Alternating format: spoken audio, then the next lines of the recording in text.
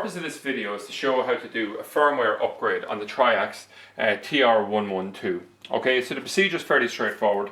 You go onto the Triax TR112 product on tvtrade.ie and you simply download the zipped file that's there. Okay, bring it onto your PC, unzip it, and then copy the bin file over to an empty USB key. This is a 2 GB we're using here, which is just formatted in FAT32 and doesn't have anything else on it. Okay, so what I'm going to do here is I'm simply going to go through the steps. So the first thing here is to take the cover off the USB key, turn around to the back of the box. I'm just going to tilt it up here, and we're just going to put the USB key in here. And we can see here it's lighting up here, and it's found the storage device. Okay, so the next thing here is simply to hit the menu button. We come down as far as settings. We arrow over, we go for upgrade, up arrow over again, press OK, come down here, you can see the bin file here, and then we just press enter. So now it begins the thing. So it's going through the various things. So it's there's 4 stages to it: read data, erase flash, update flash, and restart the system. Okay. Now this is surprisingly slow. It actually takes a total of about 3 minutes. I may run out of things to say on this particular topic before then. So if I go silent, you can just forward on slightly in the video.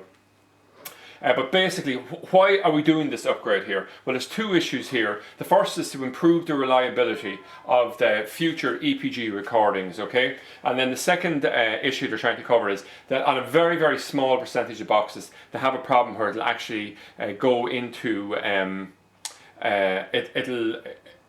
it'll go into a powered off mode and you can't bring it back up, okay? So it's trying to resolve that problem. Now that particular issue, I don't know if I've ever seen it or very, very rarely seen it on it, but anyway, they've somehow managed to improve the software on it. So this is it. So the great thing about this one is that you simply follow the steps exactly on the video, stick it in, it'll work through the entire process, it turns itself off, and when it turns it back on, it'll reboot with the new firmware on it.